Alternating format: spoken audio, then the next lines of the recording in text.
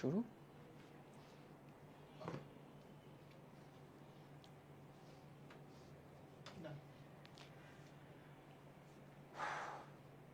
Hello, কি অবস্থা তোমাদের সবার? আমাদের ক্লাসটা শুরু হতে একটুখানি লেট হয়ে গিয়েছে, খুবই সরি ক্লাসটা শুরু হতে যে লেট হলো এই জন্য। বাট হ্যাঁ, যেহেতু আমাদের আজকে ক্র্যাশ কোর্সের কেমিস্ট্রির সেকেন্ড ক্লাস, হোপফুলি আমরা আজকের যে ক্লাসটা করতে যাচ্ছি সেখানেও প্রথম ক্লাসের মতো অনেক দারুণ দারুণ জিনিসপত্র আমরা আসলে শিখতে পারবো এবং নতুন স্টাইলে শিখতে পারবো। হ্যাঁ, তো যারা যুক্ত হচ্ছ তোমাদের ভাই বোন পাড়া প্রতিবেশী আত্মীয় স্বজন সবাইকে ডেকে নিয়ে আসতে পারো ক্লাসের জন্য। বাট হ্যাঁ, এটা যেহেতু পেইড কোর্সের ক্লাস তার মানে সবাইকে মেনশন দেওয়ার কোনো সুযোগ নাই। আমরা আমাদের ক্লাসটা এক্ষুনি শুরু করব। যারা যুক্ত হচ্ছ ঝটপট খাতা কলম নিয়ে বসে পড়ো। আমরা মজার একটা ক্লাস শুরু করব, যেই ক্লাসে আমরা চেষ্টা করব আজকে পদার্থের গঠনের পর্ব 2-তে ম্যাক্সিমাম টপিকগুলো কভার করে ফেলার। যারা সালাম দিচ্ছ, ওয়ালাইকুম আসসালাম। সাউন্ড কম, কোনো সমস্যা নাই, সব ঠিক হয়ে যাবে। ক্লাসে যখন এসেছি অসম্ভবকে সম্ভব করে ফেলাই আমাদের কাজ। হ্যাঁ, ওকে, সকল অসম্ভবকে আমরা সমাধান করে ফেলবো। এই যে লেট করে ফেলেছি, এই যে কান ধরে এখন কি দাঁড় করে রাখবো আমাকে? লেট করে ফেলেছি না? ওকে ওকে, আমি ঠিকঠাক আছি, কোনো সমস্যা নাই। একটা ডাব ছিল। ওকে,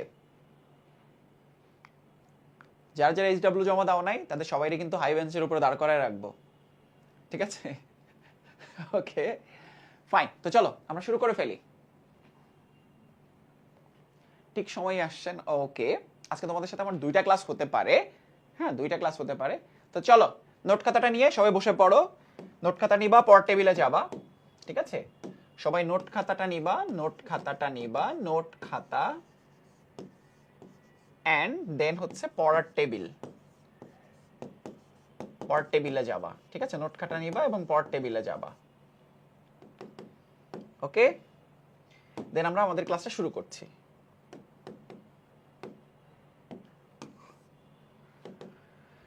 সো গত ক্লাসের পর আজকে আমরা যেখান থেকে শুরু করব সেটা হচ্ছে বোর পরমাণু মডেল, রাদারফোর্ডের পরমাণু মডেল। খুবই ইম্পর্টেন্ট, ঠিক আছে? বোর পরমাণু মডেল, রাদারফোর্ডের পরমাণু মডেল খুবই খুবই ইম্পর্টেন্ট, এখান থেকে অনেক প্রশ্ন হয়। হ্যাঁ, সো প্রথমেই আমরা যাব হচ্ছে রাদারফোর্ডের পরমাণু মডেল, এরপরে যাব হচ্ছে বোর পরমাণু মডেলে, ঠিক আছে? রাদারফোর্ডের পরমাণু মডেল, এরপর যাব হচ্ছে আমরা বোর পরমাণু মডেলে। Okay fine. ওকে, প্রথমে আসবো আমরা বোর পরমাণু মডেল না, প্রথমে আসবো আমরা রাদারফোর্ডের পরমাণু মডেলে। হ্যাঁ, আমরা প্রথমেই আসবো হচ্ছে রাদারফোর্ডের পরমাণু মডেলে।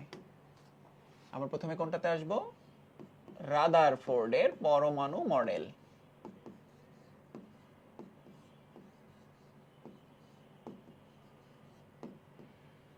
রাদারফোর্ডের পরমাণু মডেল প্রথমে আমরা কোনটা পড়বো? রাদারফোর্ডের পরমাণু মডেল পড়বো আমরা। হ্যাঁ, ওকে, রাদারফোর্ডের পরমাণু মডেলের পরে আমরা কি পড়বো? সীমাবদ্ধতা পড়বো, ঠিক আছে? সীমাবদ্ধতাটা পড়বো, তারপর বোর পরমাণু মডেল পড়বো, কারণ অনেকগুলো সিকিউ এই টপিক থেকে আসতে দেখা যায়, ঠিক আছে? অনেকগুলো সিকিউ এই টপিক থেকে আসতে দেখা যায়। ওকে, আমরা একটা নতুন স্টাইলে পড়বো রাদারফোর্ডের পরমাণু মডেলটা, আমরা একটা নতুন স্টাইলে পড়বো। সো সবাই একটু নোট খাতাটা নিয়ে ফেলো, দেখো স্টাইলটা তোমাদের বেশ ভালো লাগবে। হ্যাঁ, স্টাইলটা তোমাদের বেশ ভালো লাগবে। রাদারফোর্ডের পরমাণু মডেল এবং বোর পরমাণু মডেল তোমরা অনেকবার মুখস্থ করেছো, আর যারা একবার মুখস্থ করেছো এই মুখস্থটা দিয়ে কিন্তু ইন্টারমিডিয়েট অ্যাডমিশন কভার করে ফেলতে পারবা। হ্যাঁ, কারণ ইন্টারমিডিয়েটে যে কিংবা অ্যাডমিশনে যেয়ে তো এই কনসেপ্টটা চেঞ্জ হয়ে যাবে না, তাই না? ইন্টারমিডিয়েট কিংবা অ্যাডমিশনে যেয়ে তো এটা চেঞ্জ হয়ে যাবে না, তার মানে একবার মুখস্থ করলেই কিন্তু তুমি ইন্টারমিডিয়েট বলো, অ্যাডমিশন বলো কিংবা এসএসসি বলো, পুরো জায়গাতেই তুমি কিন্তু কাজে লাগাইতে পারছো। ফাইন। ওকে, আমার সাথে সাথে নোট করে নিবা, কারণ আমি একটু নতুন স্টাইলে তোমাদেরকে শেখাবো। হ্যাঁ, নতুন স্টাইলে তোমাদেরকে শেখাবো। ওকে, রাদারফোর্ডের পরমাণু মডেলে টোটাল 5টা কথা বলা আছে। কয়টা কথা? 5টা কথা বলা আছে, ঠিক আছে? একটা একটা করে আমরা শিখবো। এক নম্বরে যে কথাটা বলা আছে সবাই একটু ভালো মতো দেখবা। ওকে, 1 নাম্বার কোন জিনিসটা নিয়ে কথা বলা আছে? নিউক্লিয়াস নিয়ে কথা বলা আছে। কোন জিনিস? নিউক্লিয়াস। হ্যাঁ, কোন জিনিসটা নিয়ে কথা বলা আছে? নিউক্লিয়াস নিয়ে কথা বলা আছে। তো নিউক্লিয়াস নিয়ে কি কথা বলা আছে চলো আমরা একটু সেটা জেনে নেওয়ার চেষ্টা করি। নিউক্লিয়াসটা হচ্ছে পরমাণুর কেন্দ্রে ধনাত্মক চার্জ বিশিষ্ট একটা ভারী বস্তু বিদ্যমান, যার নাম হচ্ছে নিউক্লিয়াস। পরমাণুর কেন্দ্রে আমরা একটু লিখে ফেলি, চলো সবাই সুন্দর করে লিখবা। হ্যাঁ, পরমাণুর কেন্দ্রে ধনাত্মক চার্জ বিশিষ্ট একটা ভারী বস্তু বিদ্যমান।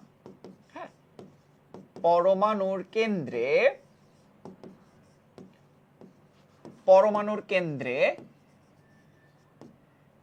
ধনাত্মক চার্জ বিশিষ্ট একটা ভারী বস্তু বিদ্যমান। হ্যাঁ,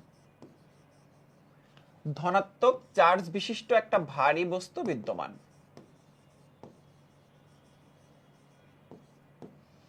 পরমাণু কেন্দ্রে ধনাত্মক চার্জ বিশিষ্ট একটা ভারী বস্তু বিদ্যমান। ভারী বস্তু বিদ্যমান, এর নাম কি? এর নামই হচ্ছে নিউক্লিয়াস। এটা নিউক্লিয়াসের সংজ্ঞাও কিন্তু। হ্যাঁ, এর নাম হচ্ছে নিউক্লিয়াস। নিউক্লিয়াস এবং পরমাণুর প্রায় সমস্ত ভর এই নিউক্লিয়াসে কেন্দ্রীভূত থাকে। তোমরা দেখবা বইতে এইরকম একটা ফিগার আছে, এইরকম একটা চিত্র আছে। হ্যাঁ, ভারী বস্তু বিদ্যমান, এর নাম হচ্ছে নিউক্লিয়াস। এরপর পরমাণুর প্রায় সমস্ত ভর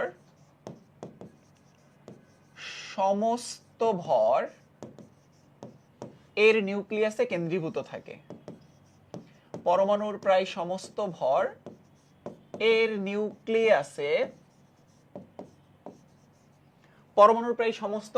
এর নিউক্লিয়াসে কেন্দ্রীভূত থাকে।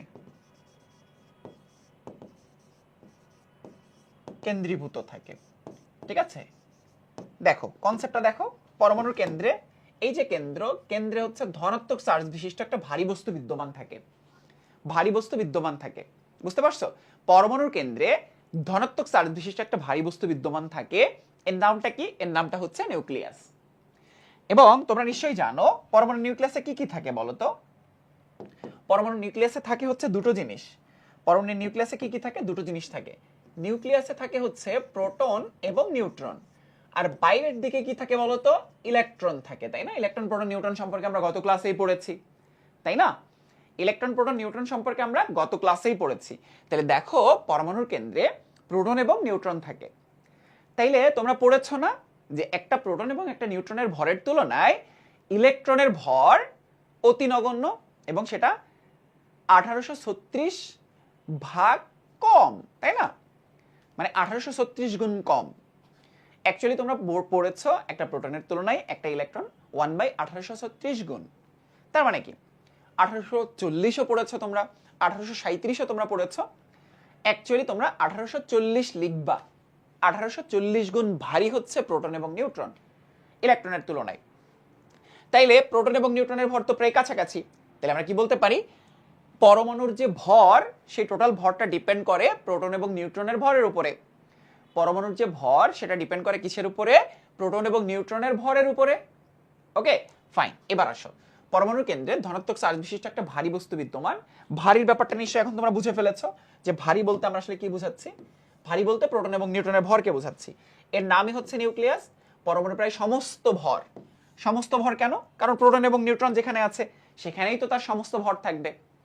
1840ই হবে, কোনো সমস্যা নেই। এবার 2 নাম্বার যে টপিকটা, সেটা হচ্ছে ফাঁকা। ফাঁকা মানে কি জানো? দেখো এই যে নিউক্লিয়াসের তুলনায় পরমাণুর মোট আকারের তুলনায় নিউক্লিয়াসের আয়তন, মানে পরমাণুর মোট আয়তনের তুলনায় নিউক্লিয়াসের আয়তন অত্যন্ত নগণ্য, তাই না? পরমাণুর মোট আয়তনের তুলনায় নিউক্লিয়াসের আয়তন অত্যন্ত নগণ্য। এখানে তোমরা লাইনটা অ্যাড করতে পারো, মোট আয়তনের তুলনায় নিউক্লিয়াসের আয়তন অত্যন্ত নগণ্য। হ্যাঁ, এটা অ্যাড করতে পারো। মোট আয়তনের তুলনায়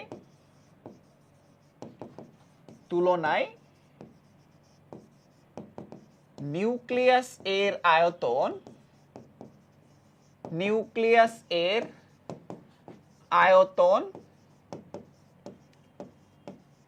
অতি নগণ্য, মানে অনেক কম, অতি নগণ্য। ঠিক আছে, ফাঁকা বলতে কি বোঝায়? নিউক্লিয়াসের যতটুকু আকার, পরমাণুর আকার কি অনেক বড়, তাই না? তাইলে পরমাণুর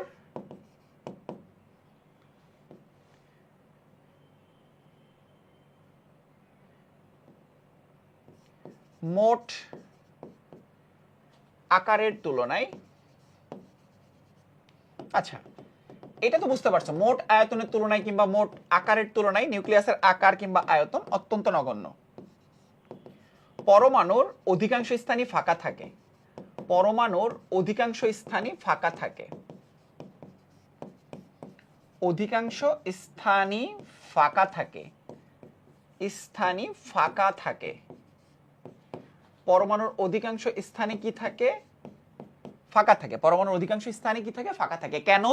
কারণ এই যে নিউক্লিয়াস যতটুকু আয়তন কিংবা আকার দখল করে এসেছে, ঠিক আছে, তার তুলনায় দেখো পরমাণুর যে কক্ষপথের আকার, ঠিক আছে, কক্ষপথের যে আকার সেইটা দেখো অনেক বড়। তাহলে মাঝখানের জায়গাগুলোটা কি? মাঝখানের জায়গাগুলোটা হচ্ছে ফাঁকা, পুরোটা ফাঁকা। এই জন্য পরমাণুর অধিকাংশ স্থানই থাকে ফাঁকা। এবার আসো 3 নাম্বার। সৌরজগতে সূর্যের চারদিকে ঘূর্ণায়মান গ্রহ সমূহের মতো ইলেকট্রনও নিউক্লিয়াসের চারদিকে ক্রমাগত ঘুরতে থাকে। তাহলে ব্যাপারটা দেখো তো এমন হয়ে গেল না? দেখো তো সৌরজগতে সূর্যের চারদিকে ঘূর্ণায়মান গ্রহ সমূহের মতো ইলেকট্রনও নিউক্লিয়াসের চারদিকে ক্রমাগত ঘুরতে থাকে। ঠিক আছে, ক্রমাগত ঘুরতে থাকে। তাহলে আমরা যেটা বলতে পারি, সৌরজগতে সূর্যের চারদিকে যেভাবে গ্রহসমূহ ঘুরতে থাকে, এই ইলেকট্রনও নিউক্লিয়াসের চারদিকে ক্রমাগত ঘুরতে থাকে। তাইলে আমরা বলতে পারি সৌরজগতে, আমি কিন্তু একদম নিজের মতো করে প্রত্যেকটা পয়েন্ট তোমাদেরকে এক্সপ্লেন করে দিচ্ছি যেন মনে থাকে, নাহলে আমি আগে থেকে স্লাইডে লিখে নিয়ে আসতে পারতাম না? পারতাম তো।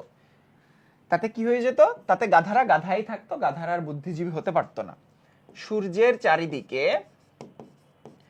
সৌরজগতে সূর্যের চারদিকে ঘূর্ণায়মান গ্রহসমূহের মতো ইলেকট্রনও ক্রমাগত নিউক্লিয়াসের চারিদিকে ঘুরতে থাকে। নিউক্লিয়াসের চারদিকে ঘুরতে থাকে।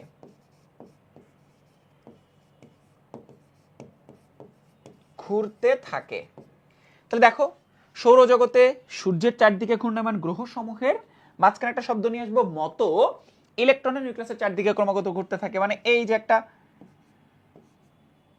সংখ্যা রেখার মতো করে এই ডিরেকশনে গেলেই তোমার এটা মুখস্থ হয়ে যাবে।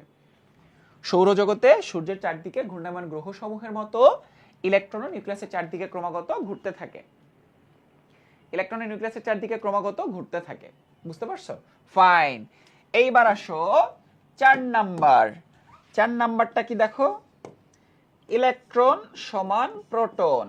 তার মানে কি? যতগুলো ইলেকট্রন থাকে ততগুলো প্রোটন থাকে, তাই না? পরমাণুর কেন্দ্রে যতগুলো ধনাত্মক চার্জ বিশিষ্ট প্রোটন থাকে, বাইরে ঠিক সমান সংখ্যক ঋণাত্মক চার্জযুক্ত ইলেকট্রন থাকে। এই জন্য পরমাণু সমূহ যত ইলেকট্রন তত প্রোটন, তার মানে কি চার্জবিহীন থাকে। হ্যাঁ, পরমাণুর বাইরে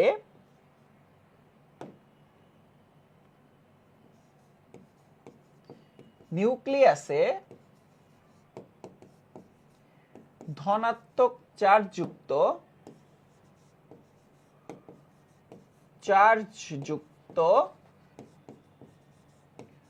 প্রোটন সংখ্যার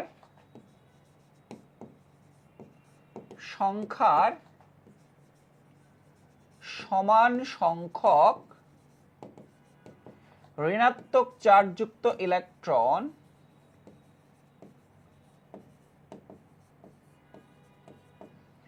সংখ্যক ঋণাত্মক চার্জযুক্ত ইলেকট্রন বাইরে ঘোরাফেরা করে, বাইরে ঘুরে। এই জন্য পরমাণু সমূহ সামগ্রিকভাবে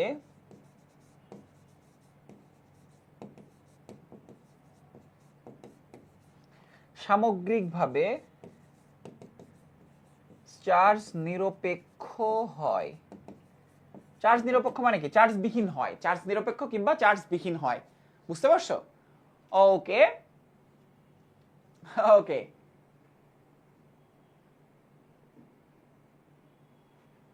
ওকে ফাইন, এই জন্য সামগ্রিকভাবে পরমাণু সমূহ চার্জ নিরপেক্ষ হয়।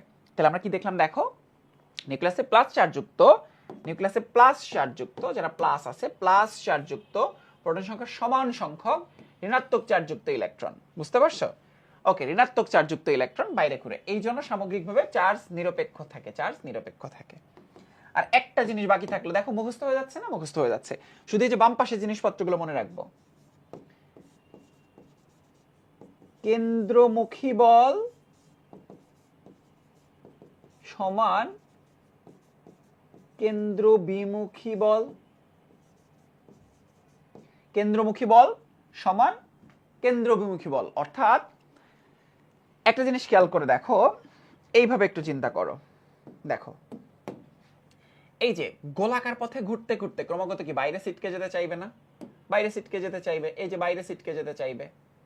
তাহলে কেন বাইরে ছিটকে যাচ্ছে না? নিশ্চয়ই এমন কোনো বল আছে যে বলের জন্য বাইরে ছিটকে যাচ্ছে না, তাই না? এমন কোনো বল কাজ করছে। তাহলে দেখো, যেটা হওয়ার কথা, তুমি যখন কোনো একটা গোলাকার জায়গাতে তুমি ক্রমাগত ঘুরতে থাকবা, হ্যাঁ, গোলাকার জায়গায় তুমি যখন ঘুরতে থাকবা, তখন দেখবা তুমি বারবার শুধু ছিটকে পড়ে যেতে চাচ্ছ, তোমার বল বাইরের দিকে লব্ধি বরাবর কাজ করছে, তাই না? তাহলে একটা যেহেতু ইলেকট্রন ঘুরছে, তাহলে কেন্দ্রে প্লাস আছে, প্লাসের প্রতি একটা আকর্ষণ বল থাকবে, যেটাকে আমরা বলছি কেন্দ্রমুখী বল। আর আরেকটা যে বাইরের দিকে যে ফোর্সটা কাজ করতে, যে গোলাকার পথে ঘুরছো, তাহলে এই যে বলটা কাজ করছে, এটাকে বলছি আমরা কেন্দ্র বিমুখী বল। এই দুটি বলের মান যদি সমান এবং বিপরীত হয়, তাইলে কক্ষপথ বরাবরই ইলেকট্রন সমূহ ঘুরতে পারে। তার মানে এদিকে যত বলে টানছে, এদিকেও যদি তত বলেই টানে, তাহলে তুমি কি সোজা বরাবর যাবা না?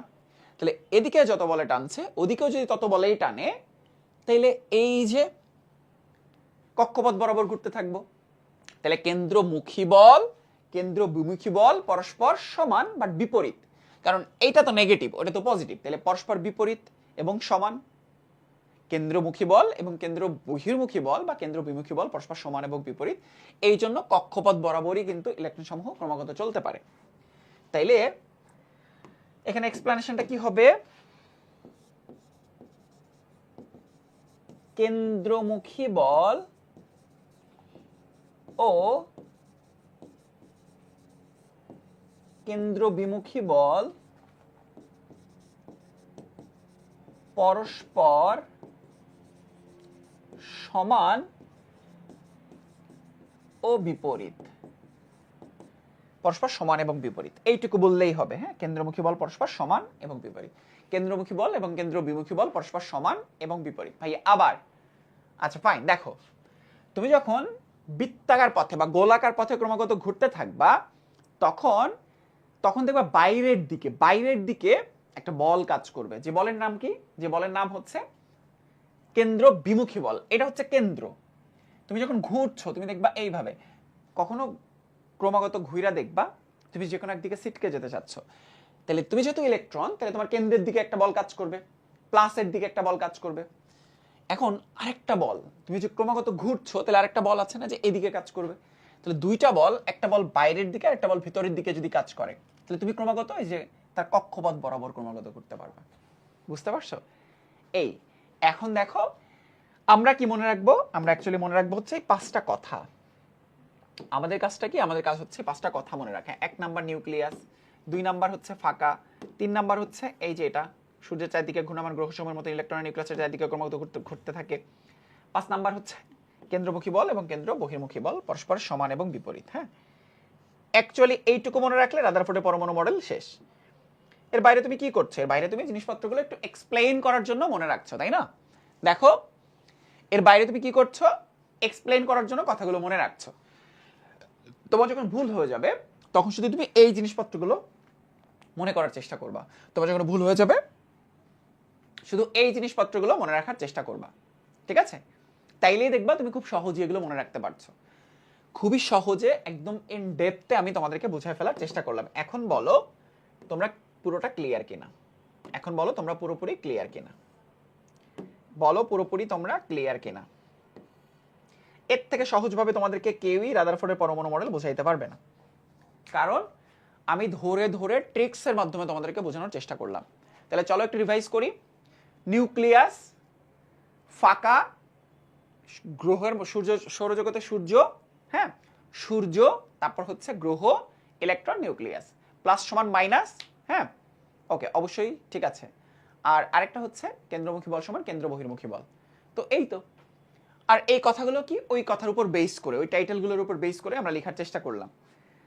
তাহলে কি ক্লিয়ার হয়ে যাওয়ার কথা না সবার? ফাইন। আরে পয়েন্ট দিব নাকি? পয়েন্ট দিতে হবে না, এটা মনে রাখার জন্য, ঠিক আছে? এটা কিসের জন্য? এটা হচ্ছে মনে রাখার জন্য, পয়েন্ট দিতে হবে না।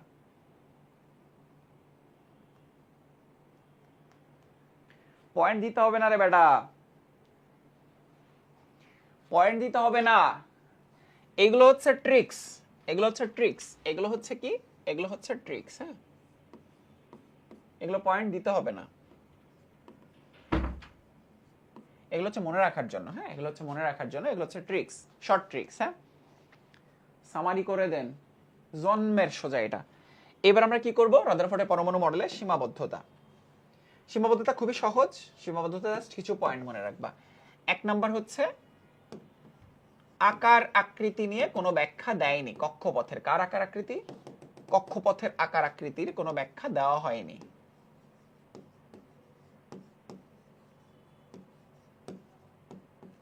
কক্ষপথের আকার কিরকম হবে, আকৃতি কিরকম হবে, তার কোনো ব্যাখ্যা নাই।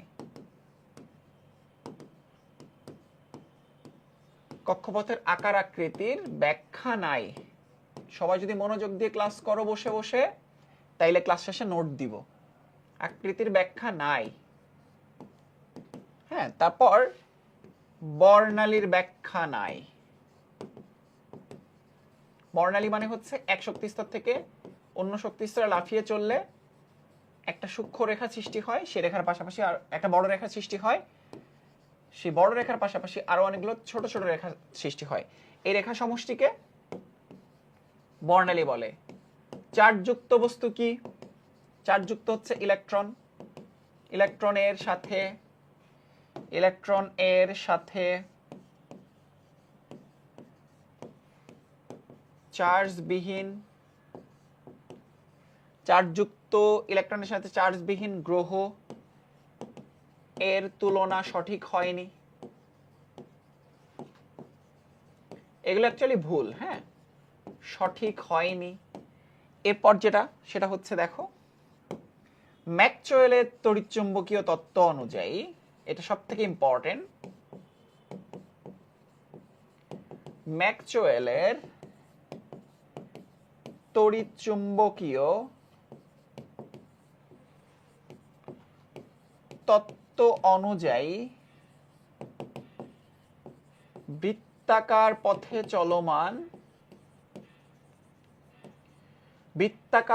চলমান কোন বস্তু শক্তি হারাতে হারাতে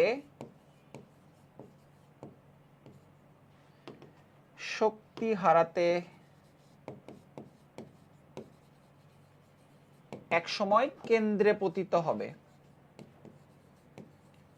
এখন বৃত্তাকার পথে কোন বস্তুটা ঘুরতেছে? বৃত্তাকার পথে কোন বস্তুটা ঘুরতেছে? বৃত্তাকার পথে ইলেকট্রন ঘুরতেছে। তাহলে ইলেকট্রনটা যদি কেন্দ্রে পতিত হয়, তাইলে সেক্ষেত্রে রাদারফোর্ডের পরমাণু মডেলের কোনো অস্তিত্ব থাকে? এই কনসেপ্ট অনুযায়ী, কনসেপ্ট বা তত্ত্ব, এই কনসেপ্ট অনুযায়ী পরমাণু মডেলের কোনো অস্তিত্বই থাকে না, হ্যাঁ, কোনো অস্তিত্বই থাকে না, কোনো অস্তিত্বই থাকে না। এই কনসেপ্ট অনুযায়ী পরমাণু মডেলে কোনো অস্তিত্বই থাকে না, ঠিক আছে? এই কনসেপ্ট অনুযায়ী পরমাণু মডেলে কোনো অস্তিত্বই থাকে না। কেন? কারণ ঘুরতে ঘুরতে যদি কেন্দ্রেই পতিত হবে, তাহলে এই মডেলের অস্তিত্বটা থাকে কিভাবে, তাই না? ঘুরতে ঘুরতে যদি কেন্দ্রেই পতিত হয়, তাহলে এই মডেলের অস্তিত্বটা থাকবে কিভাবে? তো দেখো, জাস্ট কয়েকটা পয়েন্ট আইডেন্টিফাই করি। কক্ষপথের আকার আকৃতি, হ্যাঁ, কক্ষপথের আকার আকৃতি। এরপর আসো, বর্ণালীর কোনো ব্যাখ্যা নাই। চার্জযুক্ত বস্তুর সাথে চার্জবিহীন বস্তুর কোনো তুলনা করা যাবে না। আর ম্যাক্সওয়েলের তড়িৎচুম্বকীয় তত্ত্ব হ্যাঁ কেন্দ্রে পতিত হয়। দেখো তোমরা যখন বই পড়বে না, আমি তোমাদের একটা সুন্দর জিনিস শেখাই। দেখো বই পড়ার সময় এবার আন্ডারলাইন করে করে পড়বা, বুঝতে পারছো? ওকে, আন্ডারলাইন করে পড়বা, তাইলে এখানে জাস্ট কয়েকটা শব্দ মনে রাখলেই পুরো জিনিসটা তোমার মনে থাকছে না। দেখো পুরো জিনিসটা কিন্তু তোমার মনে থাকছে। হ্যাঁ, পুরো জিনিসটা দেখবা তোমার মনে থাকছে। সো আমরা ট্রিক্সটা কি, ট্রিক্সটা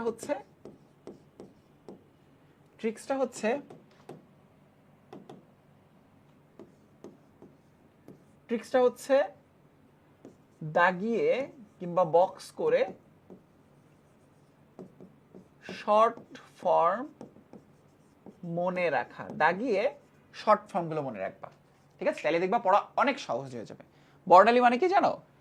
ইলেকট্রনের এক কক্ষপথ থেকে অন্য কক্ষপথে যখন লাফিয়ে চলে, দেখো এক কক্ষপথ থেকে অন্য কক্ষপথে যখন লাফিয়ে চলে,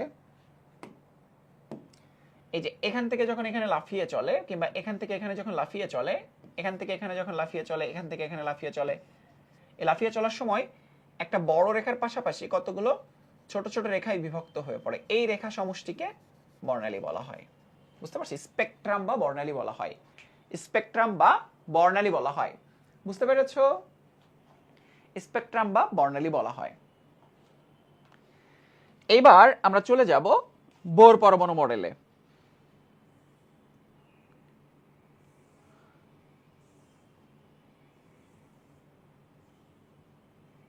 বোর পরমাণু মডেল আরো সহজ, আরো মজা। হ্যাঁ, আরো সহজ এবং আরো মজা।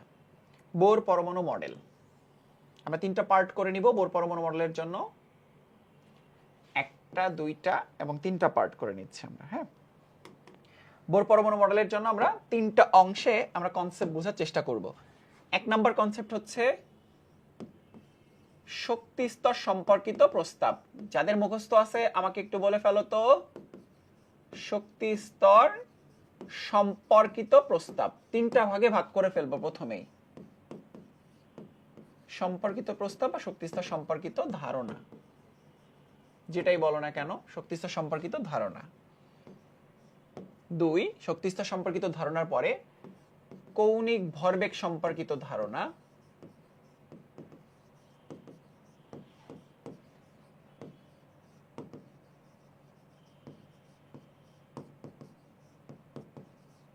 কৌণিক ভরবেগ সম্পর্কিত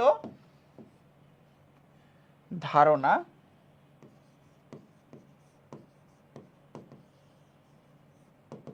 কৌণিক ভরবেগ সম্পর্কিত ধারণা। তিন হচ্ছে শক্তির শোষণ ও বিকিরণ সম্পর্কিত ধারণা, এটাকে প্রস্তাবও বলতে পারো তোমরা। শক্তির শোষণ ও বিকিরণ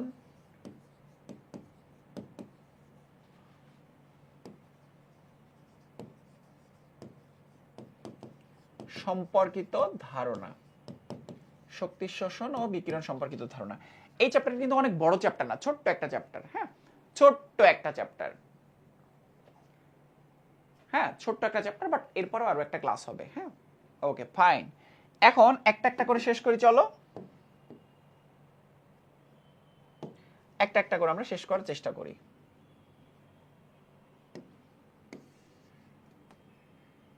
এক নম্বর শক্তি স্তর,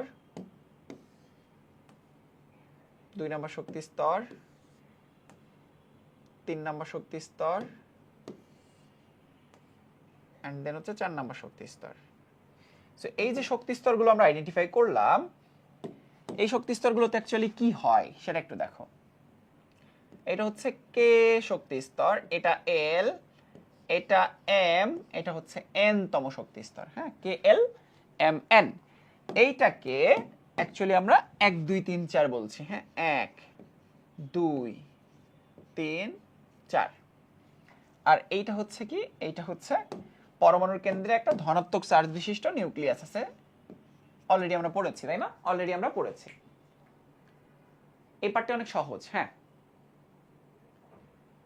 ফাহিম মোসাব্বির এফবি থেকে এখানে ডিস্ট্রাকশন অনেক কম। হ্যাঁ, সো ক্লাস করে দেখো, বেশ মজা পাবা। হ্যাঁ,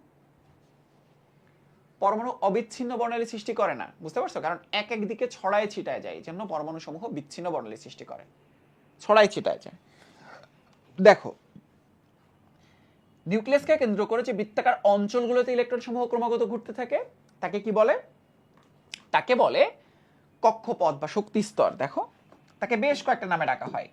নিউক্লিয়াসকে কেন্দ্র করে যে বৃত্তাকার অঞ্চলগুলোতে ইলেকট্রন সমূহ ক্রমাগত ঘুরতে থাকে, ঠিক আছে? নিউক্লিয়াসকে কেন্দ্র করে যে বৃত্তাকার অঞ্চলগুলোতে ইলেকট্রন সমূহ ক্রমাগত ঘুরতে থাকে তাকে বেশ কয়েকটা নামে ডাকা হয়। এক হচ্ছে কক্ষপথ, নাম শুনেছ হয়তো। আরেকটা নাম শুনেছ, সেটা হচ্ছে শক্তি স্তর।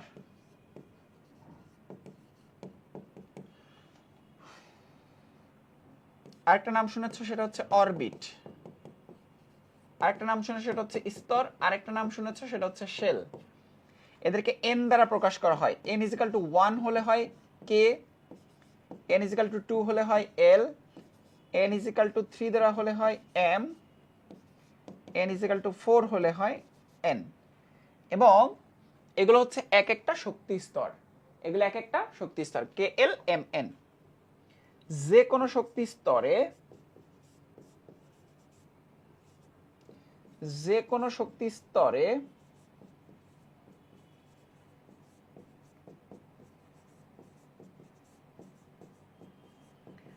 সর্বোচ্চ ইলেকট্রন ধারণ ক্ষমতা সমান 2n²। 2n²। এবার n এর ভ্যালু এক একটা বসাও, এক একটা বসাও, তাইলেই দেখবা তুমি ভ্যালু পেয়ে যাবা। n এর ভ্যালু এক একটা বসাও, দেখো আমরা n এর ভ্যালু একটা একটা করে বসাইলেই এখান থেকে কিন্তু পেয়ে যাব। 2n² সমান, n এর ভ্যালু 1 বসাও তাইলে 2, 2n² সমান 8, 2n², 3 যদি বসাও 3 × 9, 9 × 18, 2n² বসাও পাবা হচ্ছে 32। এবার একই রকম ভাবে কক্ষপথ নম্বর 5-এ কয়টা ইলেকট্রন থাকতে পারে? হ্যাঁ, 16 কে লিখলো, 2 8 16 32, 2 8 18 32। 16 32 কেন হইতে যাবে?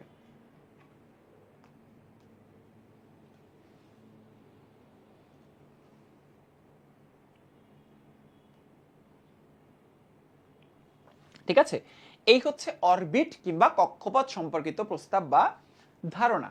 এটাই হচ্ছে অরবিট কিংবা কক্ষপথ সম্পর্কিত প্রস্তাব বা ধারণা। ফাইন, এটা মুখস্থ করে ফেলো, কে এল এম এন।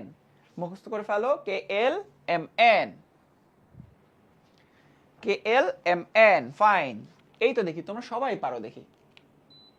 এত এত বুদ্ধিজীবী চারপাশে, আর আমি এই সকল বুদ্ধিজীবীদেরকে আমি আসলে ভুলই ভাবছি। এসব বুদ্ধিজীবীদেরকে আমি মনে করতাম গাধা মনে করতাম। হ্যাঁ, প্রশ্ন করার সাথে সাথে উত্তর দিয়ে দিচ্ছ।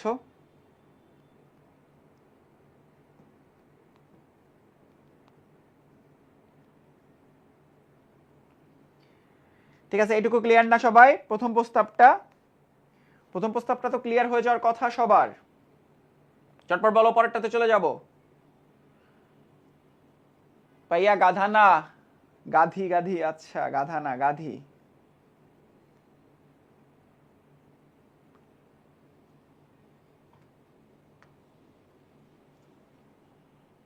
এইবার আসো, আমরা যাব হচ্ছে কৌণিক ভরবেগ সম্পর্কিত প্রস্তাব। হ্যাঁ, কৌণিক ভরবেগ সম্পর্কিত প্রস্তাব। দেখো, কৌণিক ভরবেগ বলতে আসলে কি বোঝায় সেটা আমরা একটু বোঝার চেষ্টা করি। অনেক কিছু আছে এখানে বোঝার মতো।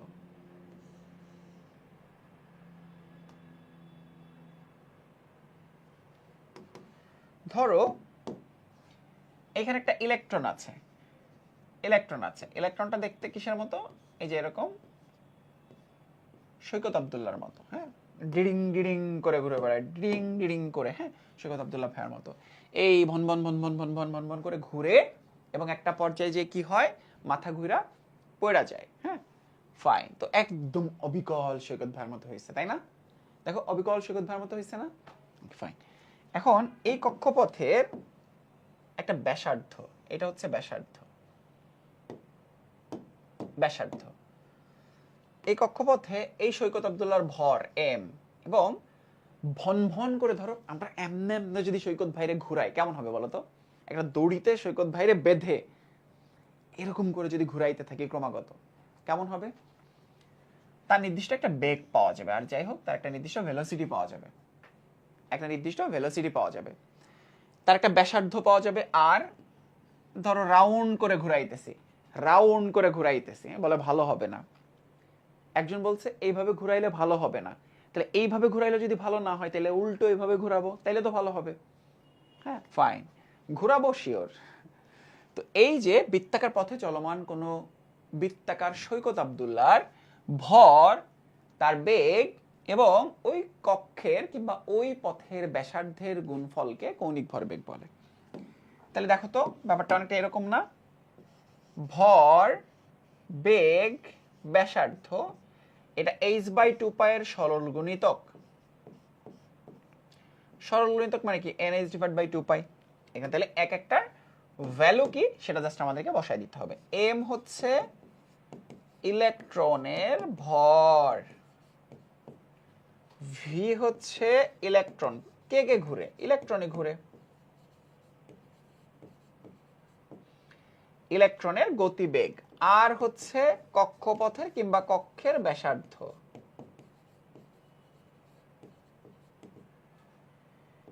n হচ্ছে কক্ষপথ 1 2 3 4 5 ডট ডট ডট ডট, ওই যে 2n স্কয়ার। h হচ্ছে প্ল্যাঙ্কের ধ্রুবক, ভ্যালু বলতে পারবা?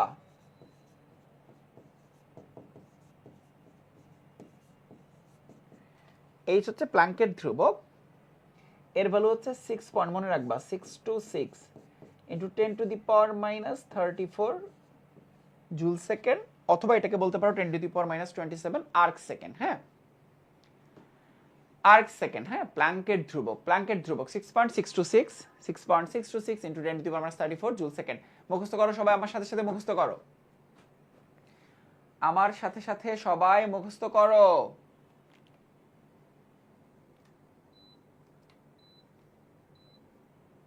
আমার সাথে সাথে সবাই মুখস্থ করো, মুখস্থ করো। অরবিট অরবিটালের মধ্যে পার্থক্য পরের ক্লাসে বোঝাবো, অরবিট এবং অরবিটালের মধ্যে পার্থক্য পরের ক্লাসে বোঝাবো। এটা কণিক ভরবেগ সম্পর্কিত প্রস্তাব। এই ক্লাসটা খুবই গুরুত্বপূর্ণ। কেন? তোমার হচ্ছে KG metre square per second, এটা হইতে পারে। হ্যাঁ জুল সেকেন্ড অনেকে মনে করো, অনেকে আবার আরেকটা এককও জানো, সেটা হচ্ছে KG metre square per second. হ্যাঁ এটা হইতে পারে KG metre square per second. হ্যাঁ KG metre square per second, এইটাও কিন্তু হইতে পারে KG metre square per second. Thank you. KG metre square per second মুখস্থ করো। 6.626 ইনটু 10⁻34 মুখস্থ, এটা 6.626 ইনটু 10⁻34 জুল সেকেন্ড হইতে পারে, KG metre square per second হইতে পারে। আবার MBR is equal to NH divide by 2π, এটাতে কিন্তু পরবর্তীতে আমাদের ম্যাথও করা লাগতে পারে।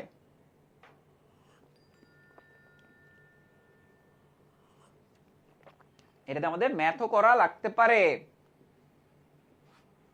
ঠিক আছে মুখস্থ করো। ফাইন। কৌণিক ভরবেগের একক নেই কেন? এই যে একক জুল সেকেন্ড, মানে এন, এন এর কোনো একক নাই, 2π এর কোনো একক নাই, এইচ এর একক কি কৌণিক ভরবেগের একক? এটাকে কি দ্বারা প্রকাশ করা হয় জানো? এটাকে এল দ্বারা প্রকাশ করা হয়। সো বুঝতেই পারছো, ভরবেগ এবং ব্যাসার্ধের গুণফলকে কৌণিক ভরবেগ বলে, কৌণিক ভরবেগ বলে। ঠিক আছে কৌণিক ভরবেগ বলে। কৌণিক ভরবেগ এই যে বৃত্তাকার পথে ঘূর্ণায়মান সৈকত আব্দুল্লাহ ভাইয়ার, ধরো এই বৃত্তাকার পথ বরাবর সৈকত আব্দুল্লাহ ভাইয়ারে ঘুরাইতেছি, তার ভর, তার বেগ এবং ব্যাসার্ধের গুণফলকে কৌণিক ভরবেগ বলে। এইটা যারা যারা বুঝবা না তার মাথার উপর গরম চা ঢাইলা দিব, যে যে বুঝতে পারবা না এটা গাধার দল। ইজি চ্যাপ্টার, হ্যাঁ এটা অনেক ইজি চ্যাপ্টার। এখন আসা যাক শক্তির শোষণ এবং বিকিরণ সম্পর্কিত ধারণা। দেখো শক্তির শোষণ ও বিকিরণ সম্পর্কিত ধারণা কনসেপ্ট আমরা ক্লিয়ার হইতে পারি এভাবে। এটা নিউক্লিয়াস, এটা এক নম্বর শক্তি স্তর, এটা আরেকটা শক্তি স্তর, এইটা আরো একটা শক্তি স্তর। এই যে দেখো ইলেকট্রন, ইলেকট্রন এটা হতে পারে যে নিচের শক্তি স্তর থেকে উচ্চ শক্তি স্তরে লাফায় চলতেছে, আবার উচ্চ শক্তি স্তর থেকে নিম্ন শক্তি স্তরে লাফায় চলতেছে, এটাও তো হইতে পারে তাই না? উচ্চ শক্তি স্তর থেকে নিচের শক্তি স্তরে কিংবা নিচের শক্তি স্তরে উচ্চ শক্তি স্তরে লাফায় চলতেছে, হইতে পারে দুইটাই। তাইলে আমরা তো দেখেছি শক্তি স্তর কি হয়, উপরের গুলো হচ্ছে এন এর মান হচ্ছে বেশি, হ্যাঁ এন এর মান হচ্ছে বেশি, এন এর মান বেশি। এইটা হচ্ছে এন এর মান 4, এটা হচ্ছে এন এর মান 3, এটা হচ্ছে 2, এটা হচ্ছে 1, হ্যাঁ। তাহলে উচ্চ শক্তি স্তর কোনটা, যেগুলোর ক্ষেত্রে এন এর ভ্যালু বেশি সেগুলা। তাইলে তুমি সিঁড়ির কথা চিন্তা করো, নিচতলা, দুইতলা, একতলা, এই যে এইভাবে নিচতলা, একতলা, দুইতলা, তিনতলা, চারতলা, এইভাবে উপরে উঠতে গিয়ে কষ্ট হয় না? তো নিচ থেকে উপরের দিকে যেতে গেলে শক্তি শোষণ ঘটে। আবার সিঁড়ি বেয়ে যখন নিচে নামবা তুমি দেখবা অনেক সহজ না? সিঁড়ি বেয়ে যখন নিচে নামবা তখন কি অনেক সহজ না? সহজ। এখানেও তাই, হ্যাঁ। নিচে থেকে তুমি যদি উপরে যাও, নিচে থেকে উপরে গেলে শক্তি শোষণ, আর তুমি যদি উপর থেকে নিচে যাও তাইলে শক্তি বিকিরণ। তাহলে তখন কি হবে? তখন শক্তি বিকিরণ হবে। নিচে থেকে উপরে গেলে শক্তি শোষণ, উপর থেকে নিচের দিকে গেলে শক্তি বিকিরণ। এই যে শক্তির পরিবর্তন, ওটা ডেল এইচ, সরি শক্তির পরিবর্তন, এটা হচ্ছে ডেল ই সমানুপাতিক নিউ। এখানে এটাকে আমরা কি বলছি? নিউ। নিউ মানে কি? কম্পাঙ্ক। নিউ মানে হচ্ছে ফ্রিকোয়েন্সি বা কম্পাঙ্ক। তাহলে একটা সমানুপাতিক ধ্রুবক নিয়ে চলে আসি, এইচ নিউ। আবার আমরা কি জানি? Nu is equal to C divide by lambda. অতএব del is equal to H C divided by lambda. এটা দিয়ে আমাদের কখনো কখনো ম্যাথ করা লাগতে পারে। Del is equal to H C divide by nu, তারপর এই ফর্মুলাটা, তারপর এইচ নিউ, এই ফর্মুলাটা, মানে সবগুলো ফর্মুলা আমাদের ম্যাথের জন্য।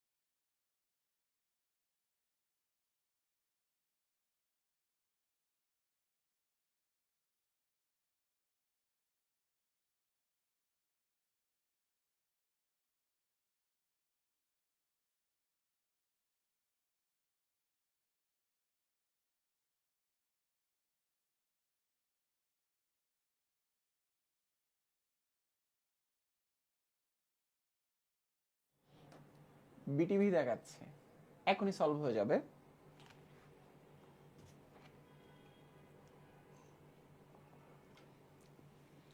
তোমাদের ক্যামেরার পেছনে আছে হচ্ছে তোমাদের মুনতাকিম ভাইয়া। মুনতাকিম ভাইয়া সব সময় তোমাদের ক্যামেরার পেছনে কাজ করে, বাট যে কোনো সমস্যা হলে আমরা মুনতাকিম ভাইয়াকেই সব থেকে বেশি কাছে পাই।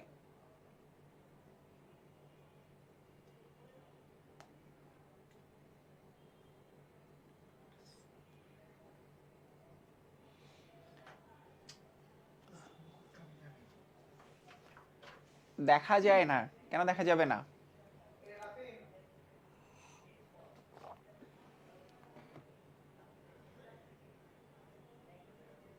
ওকে, আর বেশিখানি বাকি নাই, অল্প একটুখানি বাকি আছে, হ্যাঁ।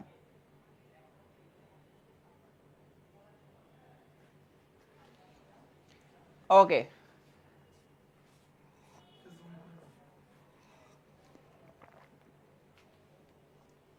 আর একটুখানি বাকি আছে, আমরা সীমাবদ্ধতাটা শুধু পড়বো, হ্যাঁ। সীমাবদ্ধতাটা পড়বো, তাইলেই হয়ে যাবে।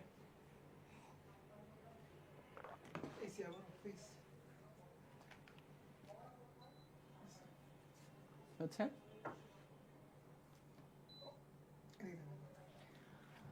ওকে। হ্যাঁ, আবারও ক্লাস হবে এরপরে। সো আমরা যেখানে ছিলাম বোর পরমাণু মডেলে ছিলাম।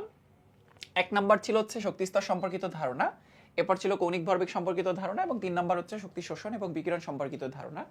সো এই জিনিসপত্রগুলো যখন তুমি ভালো মতো বুঝতে পারবা, তখন পরীক্ষার হলে তুমি কিন্তু যখন বলবে যে বোর পরমাণু মডেলটা বিবৃতি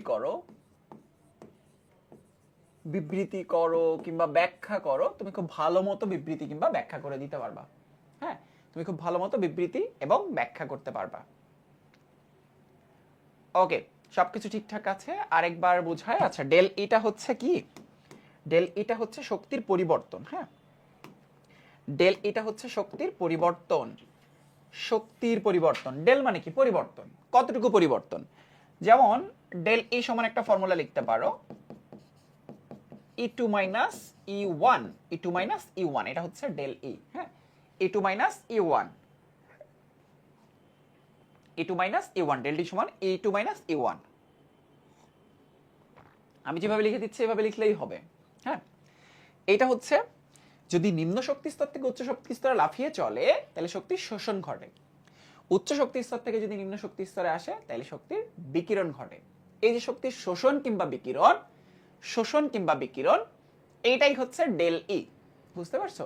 শোষণ কিংবা বিকিরণ, এটাই হচ্ছে ডেল ই। শোষণ কখন হয় দেখো, নিচ থেকে যখন তুমি উপরে যাচ্ছ, তুমি বাইরে থেকে শক্তি সঞ্চয় করছো, শক্তি শোষণ করছো। হ্যাঁ, আর উপর থেকে তুমি যখন নিচের দিকে যাচ্ছ তখন শক্তি বিকিরণ করছো, ছেড়ে দিচ্ছ। খুবই সহজ। এবার আমরা পড়বো হচ্ছে এগুলোর মধ্যে যে সীমাবদ্ধতা আছে সেগুলো। হ্যাঁ, এগুলো যে সীমাবদ্ধতা আছে সেগুলো আমরা পড়বো।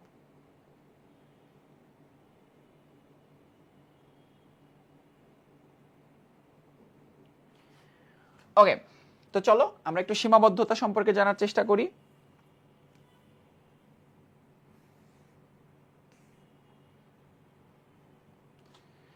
আমরা একটু সীমাবদ্ধতা সম্পর্কে জানার চেষ্টা করি।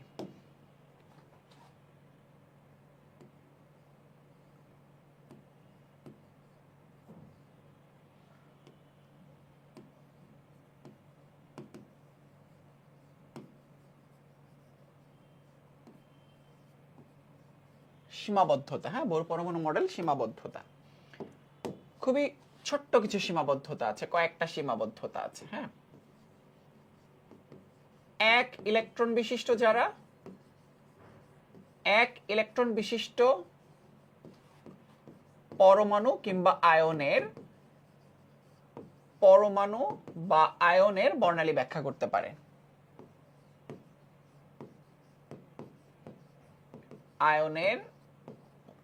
এক ইলেকট্রন বিশিষ্ট পরমাণু বা আয়নের বর্ণালী ব্যাখ্যা করতে পারে।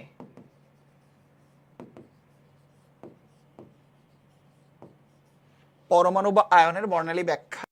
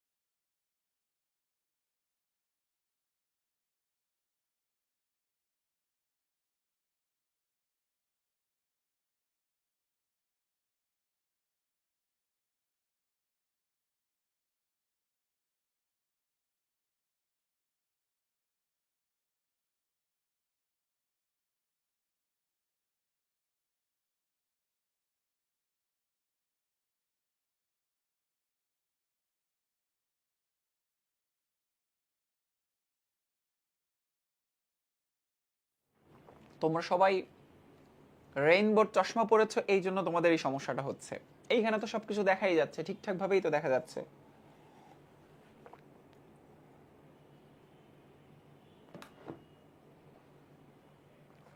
ক্লাসের মধ্যে এত ডিস্টার্ব। আরে না, এগুলো কোনো ডিস্টার্বই না, তোমাদের জন্য এগুলো হচ্ছে একটা ব্রেক ছিল। হ্যাঁ, ওকে, এই যে তোমাদের জন্য একটা 1 মিনিটের ব্রেক হয়ে গেল। তোমরা বারবার বলছিলা যে ভাই একটা ব্রেক দেন, লম্বা ক্লাস করতে যে একটা ব্রেক লাগে। 1 মিনিটের একটা ব্রেক হয়ে গেল, এবার ফুল এনার্জি নিয়ে আমরা আবার ক্লাস করব, চলো। ঠিক আছে, সমস্যাকে সমস্যা হিসেবে দেখা যাবে না। এরপর যদি কাউরে দেখছি যে তোমরা রেইনবোর চশমা পড়ছো, তাইলে কিন্তু হাই বেঞ্চের উপরে কান ধরে দাঁড় করে রাখবো। হ্যাঁ, ওকে, তো আসো, জাস্ট 1 মিনিটের একটা ব্রেক ছিল, আর কিচ্ছু না। আবার ফুল এনার্জি নিয়ে আমরা আবার আমাদের ক্লাসটা শুরু করি। 1 ইলেকট্রন বিশিষ্ট যারা আছে তাদের ক্ষেত্রে 1 ইলেকট্রন বিশিষ্ট যারা আছে তাদের ক্ষেত্রে বর্ণালী ব্যাখ্যা করতে পারে। 1 ইলেকট্রন বিশিষ্ট যারা আছে তাদের ক্ষেত্রে বর্ণালী ব্যাখ্যা করতে পারে, তাই না? ফাইন। এখন এখন হচ্ছে যাদের ক্ষেত্রে একটা ইলেকট্রন আছে তারা কারা? এই যে hydrogen, helium plus, lithium 2 plus, beryllium 3 plus. Right, tea break শেষ হয়ে গেছে না? সবাই চায়ের কাপ রাখো, টি ব্রেক শেষ, 1 মিনিটের ব্রেক ছিল। ফাইন, এরপরে আসো। 1 নাম্বারটা হোপফুলি তোমরা বুঝতে পেরেছো যে 1 ইলেকট্রন বিশিষ্ট যারা, মাঝে মধ্যে কিন্তু এই ধরনের প্রশ্ন ফেস করবা। বোর পরমাণু মডেল কোনটার বর্ণালী ব্যাখ্যা করতে পারে, কোনটার বর্ণালী ব্যাখ্যা করতে পারে না, কোনটার বর্ণালী ব্যাখ্যা করতে পারে, কোনটার বর্ণালী ব্যাখ্যা করতে পারে না। হ্যাঁ, এটা একটু খেয়াল রাখবা। ঠিক আছে, ওকে। এখন পরেরটা হচ্ছে বর্ণালীতে যে একটা রেখা না একাধিক রেখা পাওয়া যায়, একাধিক রেখার ব্যাখ্যা দেয়া হয়নি। একটা রেখার পাশাপাশি অনেকগুলো রেখার ব্যাখ্যা কিন্তু দেওয়া হয়নি। হ্যাঁ, ইলেকট্রনের কক্ষপথের আকার আকৃতি নিয়ে ক্লিয়ার ধারণা কিন্তু দেওয়া হয়নি। হ্যাঁ, কক্ষপথ সম্পর্কে কোনো ধারণা, উপবৃত্তাকার কক্ষপথ সম্পর্কে কোনো ধারণা দেয়নি। এই যে 3 নম্বরে। ফাইন, বৃত্তাকারই না, শুধু উপবৃত্তাকার কক্ষপথ যে উপবৃত্তাকারও হতে পারে, উপবৃত্তাকার কক্ষপথের কোনো উপবৃত্তাকার কক্ষপথের কোনো ধারণা দেয়া হয়নি। উপবৃত্তাকার কক্ষপথের কোনো ধারণা দেওয়া হয়নি। উপবৃত্তাকার কক্ষপথের কোনো ধারণা দেওয়া হয়নি। হ্যাঁ, ফাইন, এই তো। আর এই টপিকটা শেষ হলে ক্লাস ছুটি দিয়ে দিব, কোনো সমস্যা নেই। এই টপিকটা শেষ হোক।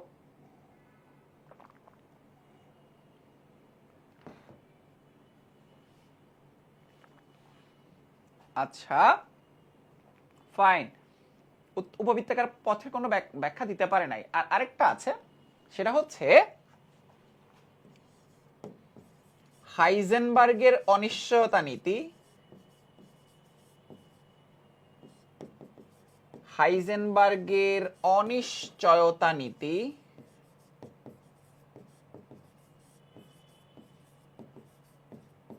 হাইজেনবার্গের অনিশ্চয়তা নীতির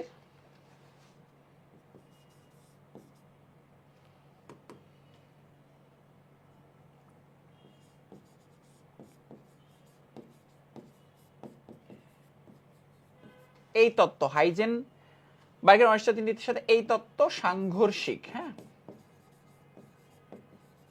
অনিশ্চয়তা নীতিটা কি জানো? হাইজেনবার্গের অনিশ্চয়তা নীতিটা কি? হাইজেনবার্গের অনিশ্চয়তা নীতিটা হচ্ছে ভরবেগ ও অবস্থান একসাথে বের করা যায় না। হ্যাঁ,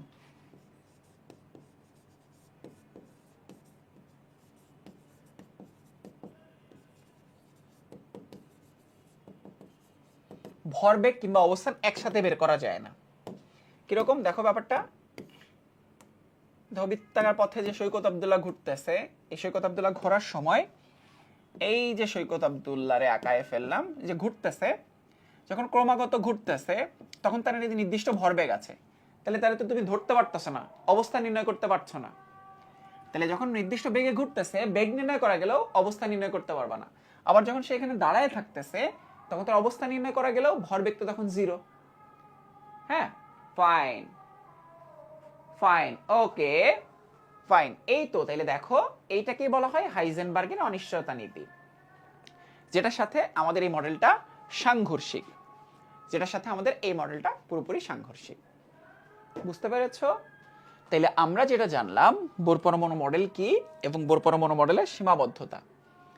এখন তাইলে নিশ্চয়ই তোমরা এইটা বুঝতে পারছো যে এইটা তোমাদের অলরেডি এইচডব্লিউ হয়ে গিয়েছে, এখনই শেষ করে দিচ্ছি। অলরেডি একটা এইচডব্লিউ হয়ে গিয়েছে, এইচডব্লিউটা হচ্ছে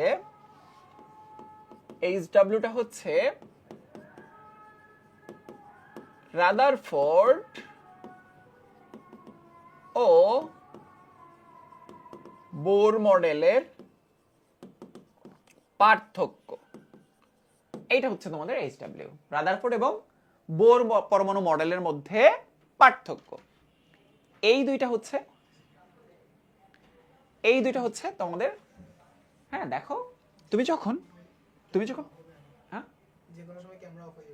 ওকে শেষ ক্লাস, তুমি যখন দেখলা যে আমরা রাদারফোর্ডের পরমাণু মডেল পড়লাম, তারপর হচ্ছে সীমাবদ্ধতা পড়লাম, হ্যাঁ তারপর বোর পরমাণু মডেল পড়লাম, বোর পরমাণু মডেলের সীমাবদ্ধতা পড়লাম, তারপর আমাদের এইচডব্লিউটা হচ্ছে এই যে এটা। এই তো ক্লাস শেষ, কত সুন্দরভাবে আমাদের ক্লাসটা ঝটপট শেষ হয়ে গেল, তাই না? এরপরে আমরা কি পড়বো জানো? পরের ক্লাসে আমরা পড়বো হচ্ছে অরবিটাল পড়বো, ইলেকট্রন বিন্যাস পড়বো, আমরা আপেক্ষিক পারমাণবিক ভর নির্ণয় করা শিখবো, তেজস্ক্রিয় আইসোটোপ নির্ণয় করা শিখবো, হ্যাঁ তারপর আমাদের বিভিন্ন কুইজ বলি, তারপর হ্যাঁ সিকিউ এমসিকিউ সবই সলভ হবে। হ্যাঁ, সো দেখা হচ্ছে তোমাদের সাথে পরের ক্লাসে। সবাই এইচডব্লিউটা জমা দিবা। আর এই দুইটা কিন্তু অনেক ইম্পর্টেন্ট, হ্যাঁ বইতে পড়তে গেলে অনেক ডিটেইলে কিছুই বুঝতে পারবা না, একটু ভালো মতো এবার ট্রিক্স দিয়ে মুখস্থ রাখার চেষ্টা করবা, ঠিক আছে? দেখা হচ্ছে তোমাদের সাথে পরের ক্লাসে। তারপর এই চ্যাপ্টারের উপর সিকিউ হবে, এমসিকিউ হবে, সবকিছু হবে, এইভাবে একটা চ্যাপ্টার শেষ হবে। হ্যাঁ, মজার ছলে ভালোই লাগে।